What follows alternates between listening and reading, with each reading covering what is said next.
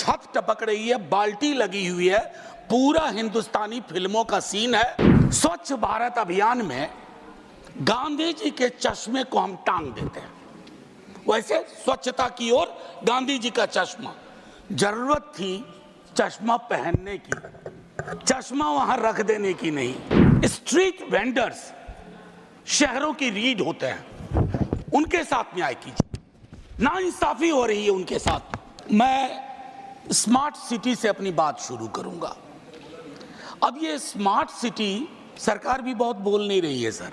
इनकी एक चीज मुझे अच्छी लगती है, अच्छा सा नाम रखो, उस नाम के पीछे काम ना हो तो धीरे धीरे बोलना कम कर दो उसके बारे में। अब अभी हाल में राष्ट्रपति भवन में गणतंत्र मंडप बना। साहब, गणतंत्र का मंडपीकरण नहीं होना चाहिए, ये उचित नहीं लगता है। बहरहाल उपसभापति महोदय, विजय साई रेड्डी जी, प्रियंका जी, इन लोगों ने बड़ी चिंता व्यक्त की पार्लियामेंट की बिल्डिंग में कल जो हुआ या पिछले वर्ष जो हुआ। मैं कहता हूं नासमझ लोग हैं सर। ये तो विशुद्ध भारतीयता का एहसास कराता है कि जब बाल्टी से पानी सर टपक रहा हो। चेक कर लीजिएगा, नासमझ शब्द। अच्छा, मैं वापस लेता हूं ना, एकदम भूपेंद्र भाई, इसलिए आपको यहां रहना चाहिए। मैं ये कहना चाह रहा था कि मेरे साथियों ने शायद इसकी मर्म को नहीं समझा कि छत टपक रही है, बाल्टी लगी हुई है, पूरा हिंदुस्तानी फिल्मों का सीन है। मैं इसलिए उसके लिए शिकायत ही नहीं करूंगा, बस शिकायत नहीं करूंगा। सर, मेरी दूसरी चिंता है कि स्वच्छ भारत अभियान में गांधी जी के चश्मे को हम टांग देते हैं। वैसे स्वच्छता की ओर गांधी जी का चश्मा, जरूरत थी चश्मा पहनने की, चश्मा वहां रख देने की नहीं। गांधी का चश्मा नहीं पहन सकते क्योंकि दो परस्पर विरोधाभासी चीजें, गांधी और दूसरा मैं नाम नहीं लूंगा, एक साथ नहीं चल सकती, क्योंकि मुझको नाम लेना भी बुरा लग रहा है।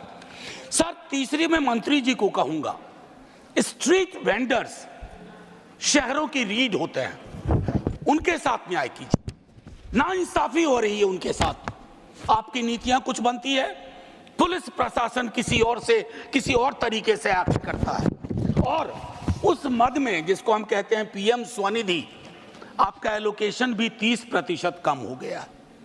तो मैं आपसे आग्रह करूंगा उसको देखिए। आईईसी स्वच्छता में, आईईसी में एलोकेशन कम हो गया है। अमृत में आधा काम भी नहीं हुआ है, प्रोपेगेंडा अपनी जगह। और मैं एक चीज कहूंगा माननीय मंत्री जी को आपके माध्यम से, सर, शहरीकरण की जरूरतों को गांव को समझे बगैर नहीं किया जा सकता।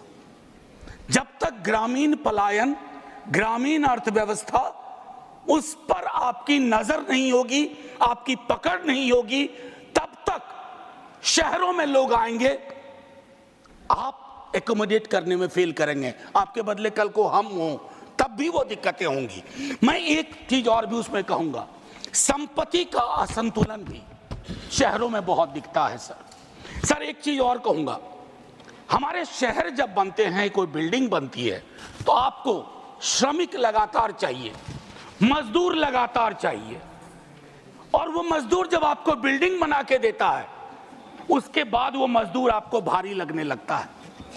वो जहां रहते हैं उसको आप स्लम कहते हैं, और उस स्लम को अपनी नजरों से दूर करना चाहते हैं। स्लम हमारी नीतियां पैदा करती है। स्लम में रहने वाले हमारी आपकी तरह के लोग हैं, उनके बारे में दृष्टिकोण साफ होना चाहिए। और ये सैटेलाइट मेट्रोपोलिस नहीं कि एक स्लम रिहैबिलिटेशन किया, दिल्ली से 40 किलोमीटर दूर जाके रख दिया। कैसे काम करेंगे, कैसे रोजगार चलेगा? तो ये चीजें, सीवर ड्रेनेज के बारे में कई साथी बोल चुके हैं। मुझे तो अक्सर याद आता है विद्यार्थी जीवन में हड़प्पा मोहनजोदड़ो की ड्रेनेज सिस्टम की तारीफ सुनता था। सर, अगर टाइम मशीन हो तो वापस चला जाए, वो ज्यादा बेहतर था। मैं और एक आखिरी चीज करूंगा सर, आजादी के बाद अपने देश में multi caste, multi community housing society बननी शुरू हुई थी सर। आज वो सारी चीज, आखिरी 30 सेकंड सर, आज वो सारी चीजें खत्म हो गई। जातियों के नाम पर हाउसिंग सोसाइटी है, समुदायों के नाम पर हाउसिंग सोसाइटी है, और कुछ समुदाय के लोग किसी भी सोसाइटी में नहीं रह सकते, ये हमारी राजनीति और नीति ने तय कर दिया है। शुक्रिया सर, जय हिंद। श्रीमती जया अमिताभ बच्चन।